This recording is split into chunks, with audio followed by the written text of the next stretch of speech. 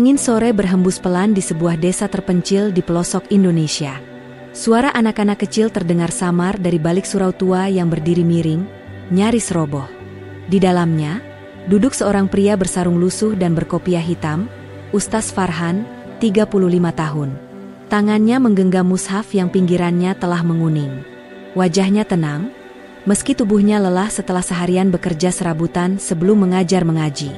Gaji sebagai guru ngaji? Jangan tanya. Hanya Rp400.000 sebulan, itu pun kadang terlambat. Tapi Farhan tetap datang setiap hari, bahkan meski hujan deras mengguyur, atau tubuhnya demam karena terlalu lelah bekerja membantu warga mencangkul atau mengangkat karung di pasar pagi. Bismillahirrahmanirrahim, suara kecil menyentak lamunannya. Itu Aisyah, murid kecilnya yang baru berusia 10 tahun. Berjilbab sederhana, wajah bersih tanpa polesan, tapi suara hafalannya sejuk bagai embun subuh. Aisyah sudah hafal 15 juz dan selalu datang lebih awal dari murid-murid lain. Aisyah ingin jadi hafizah. Ustaz, katanya suatu hari, supaya ibu nggak perlu jual gorengan keliling lagi. Biar Allah jagain kami. Farhan terdiam. Hatinya tercekat. Ia tahu, ayah Aisyah hanya buruh tani musiman. Mereka tinggal di rumah bambu, tanpa listrik. Tapi anak itu tak pernah mengeluh. Semangatnya seperti tak pernah padam, seolah Al-Quran adalah bahan bakar hidupnya. Beberapa minggu kemudian, Farhan melihat brosur yang dibagikan di masjid kabupaten. Lomba tahfidz nasional di kota besar, dengan hadiah utama beasiswa tahfidz di Malaysia. Tangannya gemetar. Ia langsung teringat Aisyah. Ini adalah jalannya. Namun harapannya cepat dirontokkan kenyataan. Pendaftaran lomba memang gratis, tapi biaya transportasi, akomodasi, makan, dan pakaian ditanggung sendiri. Hampir sejuta, Ustaz, kata panitia lewat telepon. Farhan tersenyum pahit. Uangnya hanya cukup beli beras dan minyak untuk 1 minggu. Tapi malam itu, ia menatap langit dari depan surau dan berdoa lirih. Ya Allah, Engkau takkan sia-siakan orang yang mencintai kalam MU. Kalau ini jalannya, maka tunjukkan, walau hanya satu celah kecil. Dan seperti malam-malam sebelumnya, ia tetap datang ke rumah Aisyah esok harinya, mengajar dengan mushaf lusuh, dan menyembunyikan gelisahnya sendiri di balik senyum sabar. Keesokan paginya, Farhan tak langsung ke surau. Ia menyusuri jalan kampung sambil membawa selembar kertas bertuliskan, jasa bersih-bersih, angkut barang, atau ngajar privat.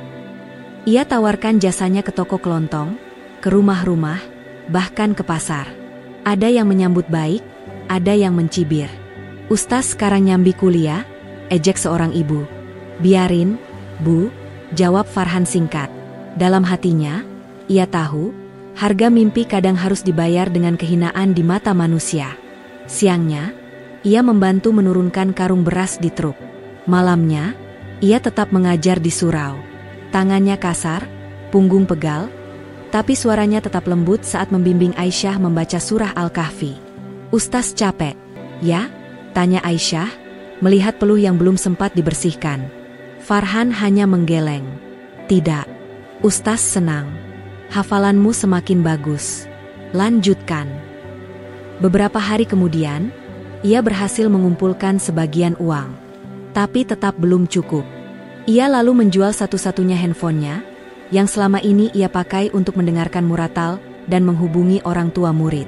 Bahkan ia rela menggadaikan cincin perak milik almarhum ibunya. Beberapa warga mulai bertanya-tanya, apa yang dikejar Ustaz Farhan? Mau kaya dari lomba Quran? Tapi Farhan tak menjawab. Ia hanya diam, terus berjalan, kadang dengan lutut gemetar menahan beban pikiran. Hingga suatu malam, Aisyah mendekatinya usai mengaji. Ia mengulurkan amplop coklat kecil. Ayah kasih ini, katanya uang tabungan kami buat beli kipas angin. Tapi Aisyah lebih ingin ikut lomba itu. Farhan membuka amplop itu. Isinya Rp80.000. Ia menggigit bibirnya, menahan tangis. Dari jauh, suara azan Isya menggema. Dan di langit, bintang-bintang mulai bermunculan. Seolah Tuhan sedang menjawab doanya, kau belum sendirian, Farhan. Masih ada hati-hati kecil yang ingin bersinar bersamamu. Hari keberangkatan semakin dekat. Uang yang dibutuhkan masih kurang. Farhan mulai kehabisan tenaga. Ia sudah bekerja membersihkan kandang ayam, mengangkut pasir untuk bangunan, bahkan sempat jadi tukang cuci piring di warung makan. Namun, jumlahnya belum cukup. Malam itu, Farhan duduk di serambi surau, menatap kalkulator tua yang ia pinjam dari tetangga. Jumlah akhir masih kurang Rp215.000. Jumlah yang kecil bagi sebagian orang, tapi terasa seperti gunung bagi orang sepertinya. Ia berdoa dalam diam. Hanya cahaya lampu Petromax yang menemani. Aisyah datang menghampiri dengan membawa termos kecil dan 2 gelas plastik. "Ibu buatkan teh manis, Ustaz," katanya sambil duduk di sampingnya. Kata ibu, kalau lelah tapi tidak mengeluh, Allah akan tambah kekuatan.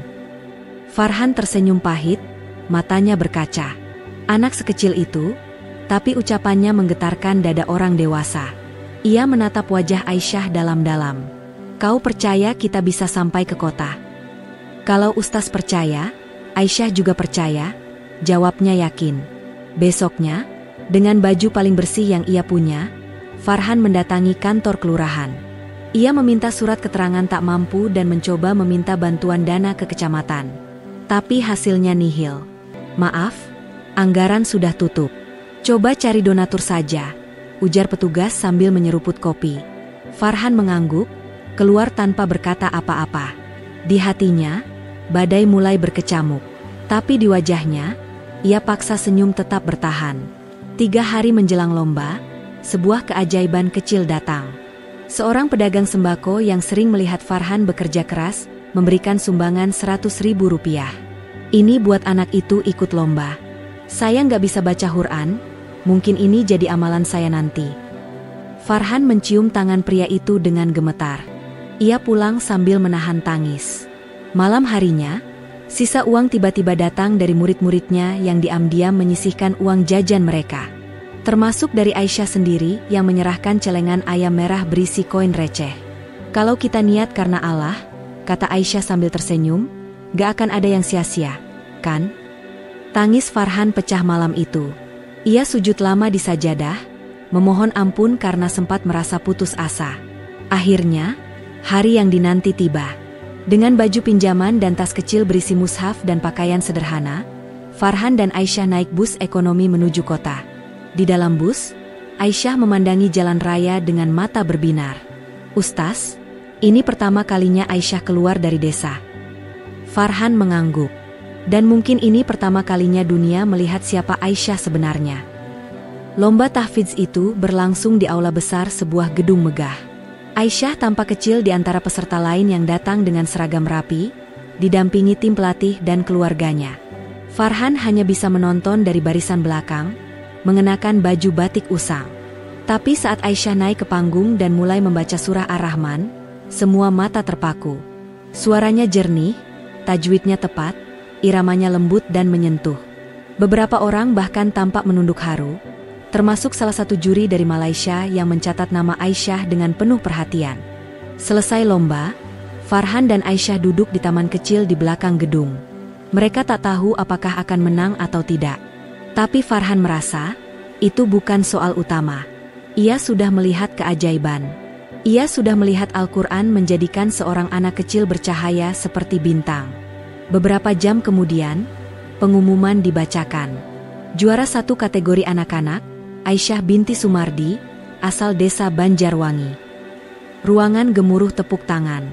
Farhan menutup wajahnya. Aisyah menoleh padanya sambil berlari kecil, memeluknya erat. "Ustaz, kita menang." Namun hadiah utama bukan hanya piala. Aisyah dipilih sebagai peserta unggulan untuk mewakili Indonesia ke ajang tahfidz Asia Tenggara di Malaysia. Tapi mereka hanya diberi waktu 2 minggu untuk mengurus paspor, visa, dan akomodasi, semua atas biaya sendiri. Usai acara, Farhan duduk sendiri di masjid besar kota itu. Waktu maghrib sudah masuk, tapi air matanya belum berhenti. "Ya Allah, Engkau tunjukkan jalan, tapi apakah aku cukup kuat untuk melaluinya?" Saat itulah seorang pria parubaya masuk, duduk tak jauh darinya. Bajunya rapi, logat bicaranya khas Melayu. Ia memperhatikan Farhan yang menangis tertunduk. Maaf, Tuan. Saya lihat Tuan menangis sejak azan tadi. Boleh saya bantu sesuatu? Farhan menoleh pelan. Ia ragu, tapi akhirnya bercerita, perlahan, satu persatu, tanpa melebih-lebihkan. Pria itu terdiam, lalu memperkenalkan diri, Datuk Rashid, tokoh masyarakat dari Selangor yang sedang berkunjung ke Indonesia. Saya tak percaya kebetulan, Tuan Farhan. Mungkin Allah kirim saya ke sini bukan tanpa alasan. Farhan hanya bisa menunduk. Air matanya tumpah lagi, tapi kali ini bukan karena putus asa. Karena mungkin, bantuan yang tak kunjung datang dari bangsanya sendiri, akhirnya dikirim oleh tangan asing, yang justru punya hati paling dekat dengan langit. Beberapa hari setelah pertemuan itu, hidup Farhan dan Aisyah berubah secara drastis. Datuk Rashid bukan hanya sekadar orang kaya. Ia adalah ketua Yayasan Pendidikan Islam di Malaysia, dan ia langsung menawarkan bantuan menyeluruh. Kami akan urus semua. Tiket, paspor, bahkan penginapan. Aisyah bisa menginap di rumah anak saya di Kuala Lumpur. Kamu juga ikut, Tuan Farhan. Kamu adalah gurunya, dan peranmu tak kalah penting, ujar Datuk dengan senyum hangat. Farhan tak bisa berkata-kata. Tenggorokannya tercekat. Hanya air mata yang kembali menjawab segalanya. Dalam diam, ia menatap langit masjid sambil berbisik pelan. Terima kasih, ya Rab, kau tunjukkan cinta MU di saat hamba hampir menyerah. Hari keberangkatan tiba. Bandara menjadi saksi langkah-langkah kecil Aisyah, mengenakan jilbab putih dan tas punggung mungil. Ia menggenggam erat tangan Farhan. Wajahnya bercampur antara haru dan gugup. Ustaz, ini seperti mimpi, katanya lirih. Farhan mengangguk. Dan kita tak akan pernah lupa. Semua ini dimulai dari musola kecil, dari mimpi sederhana seorang anak desa. Sesampainya di Kuala Lumpur, sambutan luar biasa menanti. Media lokal bahkan meliput kisah mereka, karena Aisyah menjadi peserta termuda dari Indonesia, dan satu-satunya yang berasal dari desa terpencil. Di ajang internasional itu, Aisyah kembali membuat kagum para juri. Suara lembutnya ketika membaca surah Al-Kahfi membuat hadirin terdiam dan menangis. Beberapa bahkan berdiri memberi tepuk tangan ketika ia selesai. Di akhir lomba, walau bukan juara satu, Aisyah mendapatkan penghargaan khusus sebagai peserta termuda dan paling inspiratif. Yayasan Islam Malaysia memberinya beasiswa penuh hingga kuliah, dan tawaran untuk tinggal di asrama tahfidz terbaik di Putrajaya. Sementara itu, Farhan ditawari menjadi pengajar tetap di sana, dengan gaji berkali lipat dari sebelumnya, cukup untuk hidup layak dan membantu murid-murid lain di desanya. Suatu sore, Farhan duduk di pinggir danau buatan di Putrajaya. Ia memandang Aisyah yang sedang mengaji bersama teman-teman barunya. Air matanya kembali menetes. Tapi kali ini bukan karena kesedihan. Allah tak pernah tidur, bisiknya. Dia melihat setiap usaha hambanya, bahkan saat dunia menutup mata. Dan di langit yang mulai temaram, terdengar sayup suara lantunan Al-Quran Aisyah yang mengalun indah, seolah mengabarkan kepada dunia bahwa dari kampung kecil yang tak dikenal, lahir cahaya yang kini menerangi negeri seberang.